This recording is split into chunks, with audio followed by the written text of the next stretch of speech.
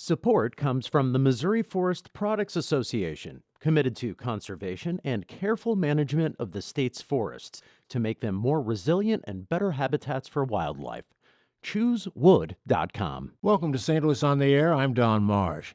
As you know by now, the Soldiers Memorial Military Museum has reopened after a 2-year, $30 million facelift, just in time for Veterans Day and the 100th anniversary of the end of World War I. Joining me in studio to talk about what you'll find when you visit are Mark Sundlov, director of the Soldiers Memorial Military Museum. Karen Goering is the managing director of administration and operations at the Missouri Historical Society. Thank you both for joining us. Thank you. Well, you must feel very pleased, Mark. I'll start with you with what has happened this weekend, the grand opening, and a very nice turnout.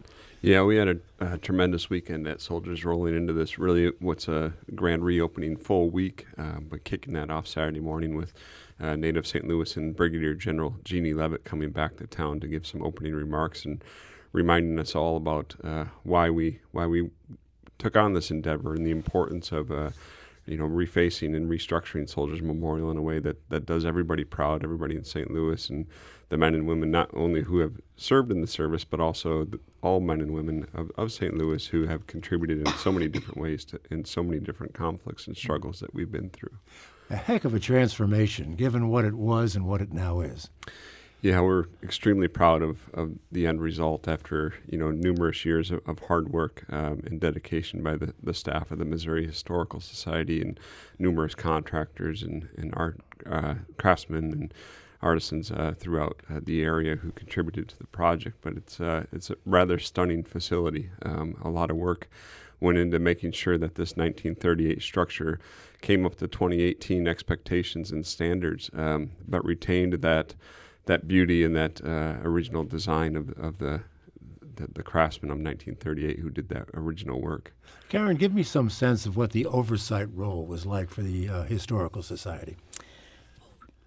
We were first approached in 2013 about the possibility of taking over the Soldiers Memorial, and we spent about a year and a half doing due diligence. We started out by agreeing to inventory the historical collections at the Soldiers Memorial and started doing that in 2014. Then we agreed to go forward with the project. A lot was involved in addition to the planning, with the architects and the engineers. It called for an ordinance to be passed, and we were very fortunate in that the Board of Aldermen of the City of St. Louis unanimously approved the ordinance that allowed the City of St. Louis to enter into an agreement. Well, I'm sure that was made easier by the fact that no city money was going to be used for this project. Certainly that was the case, but we've also benefited from the generosity of local philanthropists who, as you mentioned, funded this. And so it wasn't just the renovation of the museum. It was the renovation of the 2-block area. The Court of Honor, many people don't realize that that's part of the Soldiers Memorial Complex, and that underwent massive transformation. Mark, can you tell me something of the actual history of the building? I think that in and of itself is fascinating, given when it was built and why. Right. In 1923, the city had made the decision to go ahead and issue the bonds to move forward with creating this space in downtown St. Louis. It involved the clearing of 7 city blocks down there, which are all still cleared to this day, either as parks or as Soldiers Memorial. That money didn't stretch quite as far as they thought it was going to. They got the clearing done, but were not able to initiate construction on the memorial until 1936. And that's when President FDR, Franklin Delano Roosevelt, came to St. Louis to dedicate that location and mark it as the future site of the World War I memorial for St. Louis. And then on Memorial Day in 1938, that opened up the Soldiers Memorial. It existed then both, as it does today, as both a memorial and a place of reverence and almost a sacredness these men and women who made the ultimate sacrifice, but also served as a museum exhibition where artifacts and personal histories could be shared. We, of course, following World War I think everybody had hoped and prayed that was going to be the war to end all wars, as we thought. But of course, that turned out not to be the case. After entering and getting through World War II in 1948, they went ahead and established the Court of Honor across from the Soldiers Memorial, and the Court of Honor was to designate space to remember those World War II men and women who made the ultimate sacrifice. Well, one of the things that comes to my mind is you talk about 1923 and the planning initially and the funding and what have you. The nation was pretty flush in those days, but in 1936, just the opposite was the case. Yeah, absolutely. Quite a change in national economic picture between those 2 years. Of course, with the Great Depression really getting underway in 1929 and into the early 30s, the nation and St. Louis were really struggling financially. So to pull it off again and to relaunch it in 1936 was no easy feat, but they were able to get that approved and move forward with it. Karen, that was one of the FDR's public works projects, was it not? It certainly was. A lot of that going on at that particular time. Let's get back to what we have there today.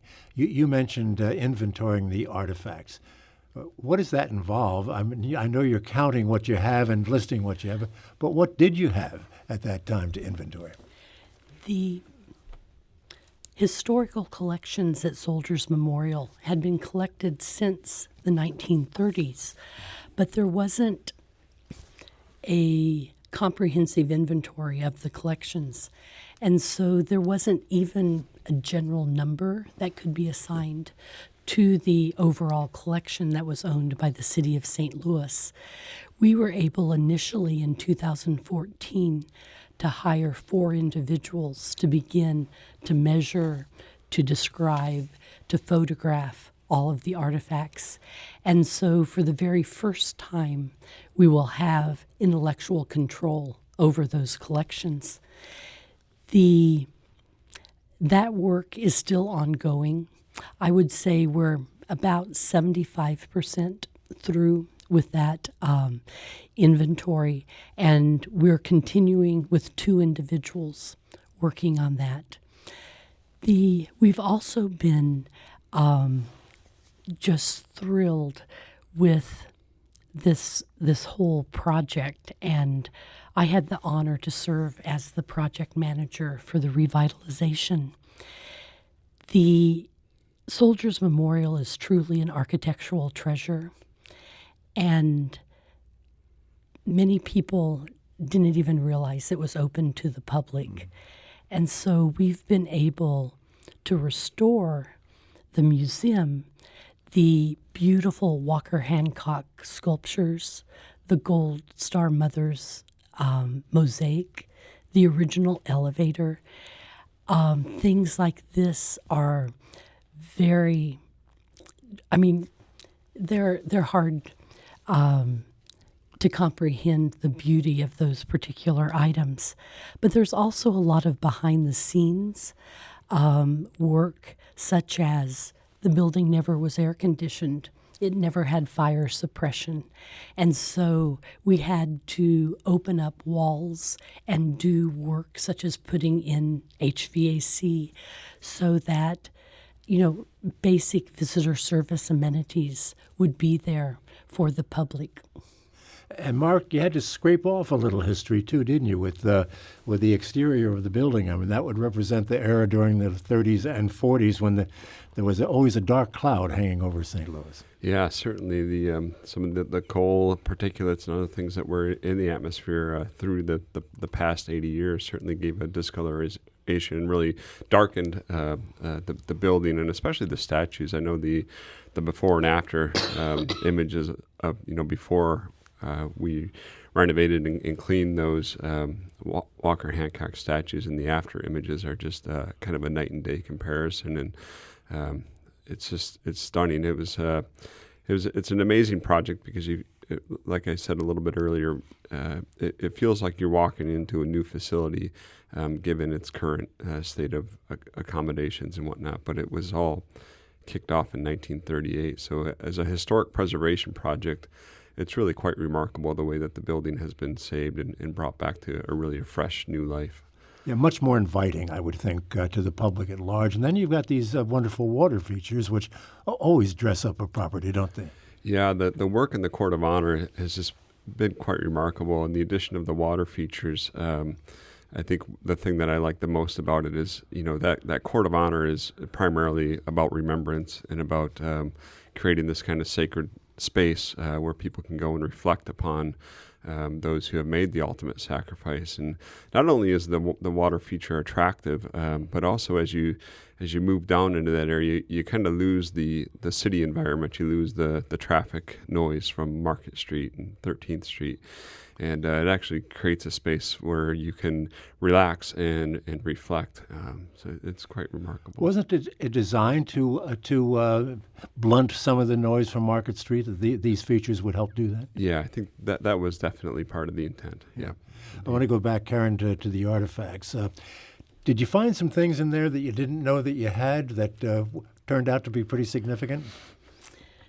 There are extensive collections, and there were a number of artifacts, some of which were donated in the early years, that were a surprise. For example, a gun that was given by Kit Carson to the original Buffalo Bill is in the collections of Soldiers Memorial. And the reason that it's in the collection of Soldiers Memorial is because it was originally given to Kit Carson by General Fremont. And so family members of the original Buffalo Bill felt that it was only appropriate for it to be returned to St. Louis. And so there are things like that are just stunning to come across, during the inventory. Really reflecting a very important part of this region's history in that regard, no question about it. I've got to take a break. Let's do that now. We'll come back and continue our conversation. We're talking about the refurbished Soldiers Memorial in downtown St. Louis. It's really been transformed quite beautifully. We'll have more conversation about that in just a moment. This is St. Louis on the Air on St. Louis Public Radio, 90.7 KWMU. Thank you for listening to this St. Louis on the Air podcast supported by University College at Washington University, with undergraduate and graduate programs part-time, evening, and online.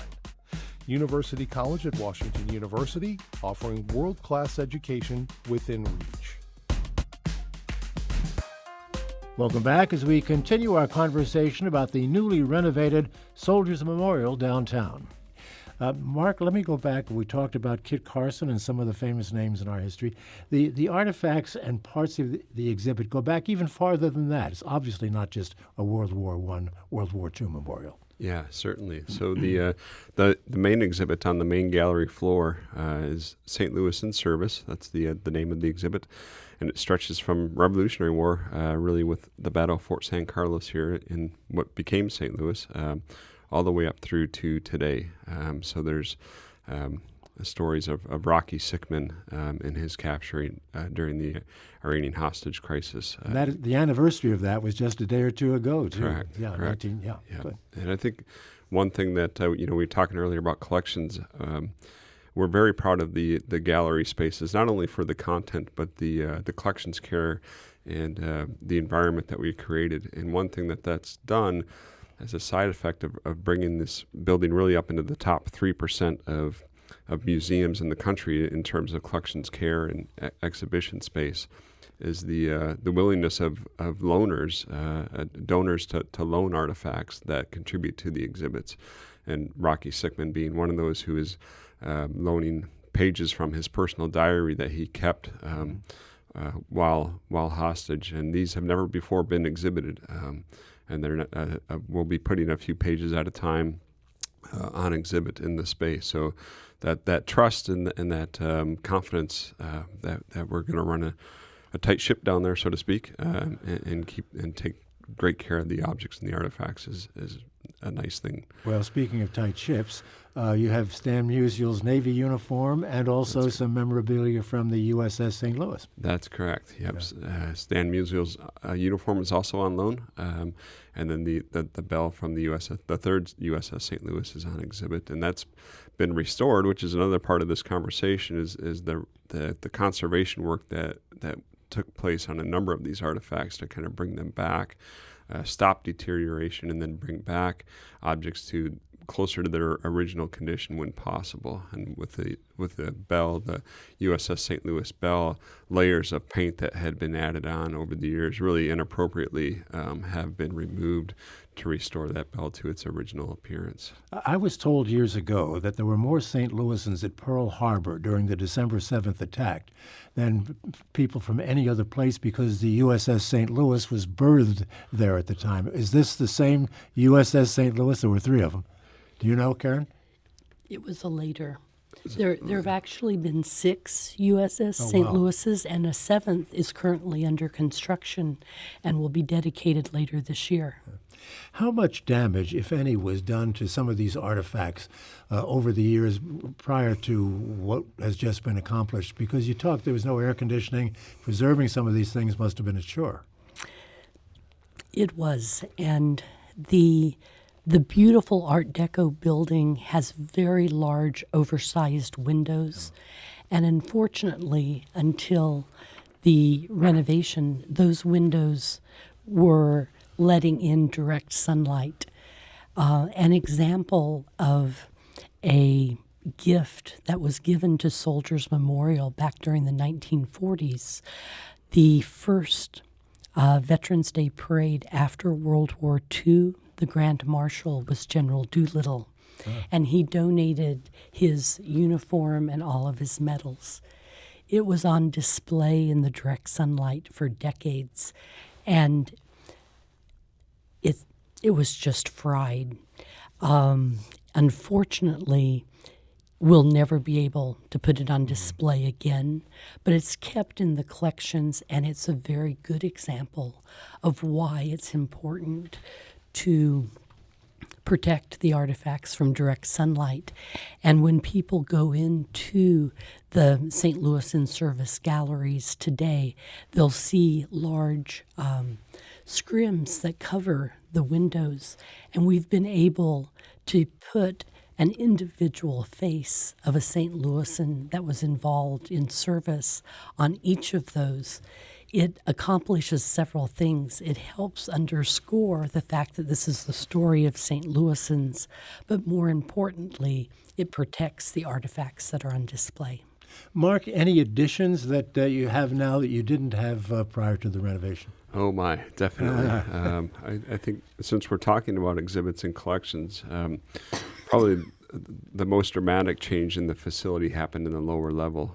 That lower level had previously been used for both some artifact storage, but also as city offices for emergency management services. And that lower level has been completely renovated and turned into 4,300 square feet of temporary exhibit space.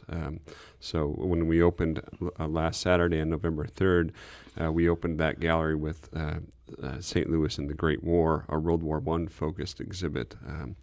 So we kind of basically doubled the exhibit space in Soldiers Memorial through the renovation of that lower level, which is exciting on a number of different levels. One is you get to have fresh new exhibits that people will want to see and are relevant to the community. But then what will accompany those exhibits is the programming, the public programming that will be, whether it's K through 12 or continuing education for adults, just a wide variety of public programming that we can conduct. And the second floor of that space, where we have a number of meeting rooms and a large assembly hall. So the renovation of that lower level opens up exhibit possibilities and really enables Soldiers Memorial to be a very active, vibrant part of what we hope to continue to contribute to a dynamic downtown there. Will some of that space be used for private gatherings? I mean, could a wedding party, for instance, or an anniversary or something use it? Yeah, certainly. The upper level space, the assembly hall, will be available for rental. but with the focus in mind that Soldiers Memorial is a reverent space, and we do have a mission to respectfully observe the memorial aspect of the facility. So we will be having those events, but we are requiring that those events are accompanied with some type of educational programming or a guided tour of the exhibits or some other aspect that enables that group to understand that this is more than just an ordinary rental space, for sure. Karen, what did you do with the artifacts during the restoration period? They had to be kept someplace, I'm sure, and protected. Where were they? We moved all of the artifacts that weren't on display back in 2014 to a city-owned building where we created a artifact, basically collection center, that will continue to house any of the artifacts in the collection that aren't on exhibition. And we took about 6,000 square feet that was provided by the city of St. Louis and did some extensive renovation to the space to control the HVAC in the room, to create an area for the treatment of collections, and set up areas for the inventory and processing of collections. That space will remain the collection center for the future. What is being done, if anything, to acquire more, to acquire new artifacts, whatever might be out there that would work in the museum? People are reaching out to us about collections, and we have a full-time curator working with us as well as a full-time collection manager for Soldiers Memorial. And so this weekend, a number of people walked up to us and talked about collections that they have. And so we will be following up with people. But we're always interested in artifacts that still are associated with stories of St. Louisans. Mark, am I correct in having read that some of the material you have in there goes back to the Revolutionary War? Yeah, that's correct. We have a sword that was at the Battle of Fort San Carlos, which was here, just north of the city here. Sure. Absolutely. Yeah. What has been the biggest surprise to you, Mark, through all of this? I mean, you've been there for a while. What surprised you? I think, when we had the grand reopening on Saturday morning, I don't know if it was a surprise, but it certainly was emotional to see people enter that space, whether they were visiting for the first time or had visited in the past and have seen and were able to see what we kind of have been up to for the last 3 years, to come into that space and just the emotion from them, especially veterans who are just witnessing this astonishing exhibit that's so well done, so professional, so high level, and how that reflects highly upon them and their service. That was not a surprise, but it was a beautiful thing to see. Karen, only a little more than a minute left. We should point out that more people can visit now because it's Americans with Disabilities Act compliant, which it was not before. That's true. Yeah. We have a new ramp from 13th and Chestnut. It was very important that disabled veterans could enter the front door. But we've also done things such as including tactile components to the exhibitions. So you can actually feel a 12-inch model of each of the Walker Hancock sculptures: courage, loyalty, sacrifice, and vision. There are many other components as well. Well, what a great job you guys have done over the last couple of years to get this all together. And I'm sure it's going to be enjoyed by many, many, many people over the years to come. Thank you both so much for being with us. Mark Sundlov, director of the Soldiers Memorial Military Museum, and Karen Goering with the Missouri Historical Society. This is St. Louis on the Air on St. Louis Public Radio, 90.7 KWMU.